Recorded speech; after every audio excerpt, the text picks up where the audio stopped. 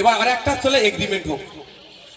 Agreement এটাই, এগ্রিমেন্টে লিখবে পীরজাদা আব্বাস সিদ্দিকী সই করবে, ওদিকে মমতা ব্যানার্জিকে সই করতে হবে।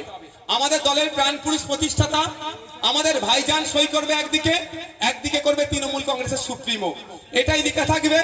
আমরা বড় ভাইজান লিখবে আইএসএফ যেখানে যেখানে প্রার্থী দেবে ওখানে যদি বিজেপি চলে আসে ভোট কাটে, তাহলে তৃণমূল যা শাস্তি দেবে সব মাথা পেতে আইএসএফ মেনে নেবে। সাথে সাথে মমতা ব্যানার্জিকে লিখতে হবে যেখানে যেখানে তৃণমূল প্রার্থী দেবে ওখানে ভোট কেটে যদি বিজেপি আসে আইএসএফ যা শাস্তি দেবে মাথা পেতে মানতে হবে।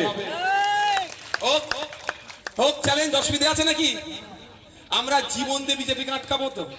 এই কারা কারা? আমি তো রাজি আছি, প্রয়োজনে জীবন দিয়ে দেবো বিজেপিকে আটকাবো। রাজি আছেন তো আপনারা? তাহলে আমাদের যদি আমরা যদি টাকা বিজেপির কাছ থেকে নিয়ে রাখি বিজেপিকে আনার জন্য, তাহলে সই করতে ভয় লাগবে আমার।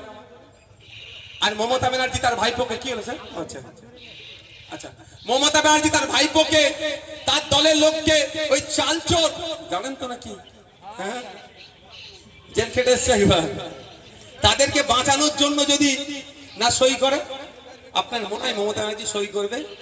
আমি তো এখানে এসে চ্যালেঞ্জ করে গেলাম, এগ্রিমেন্ট হোক, একদিকে পীরজাদা আব্বাস সিদ্দিকী সই করবে, অপরদিকে মমতা ব্যানার্জিকে সই করতে হবে।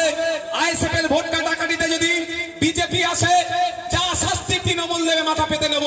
কিন্তু তথ্য 2021 সালের তোলা আমাদের কাছে আছে, 77টা সিট বিজেপি পেয়েছে, তাকে মমতা ব্যানার্জির দল উপহার দিয়েছে। 2026-এ কটা উপহার দেবে অলরেডি হয়তো অমিত শাহর সাথে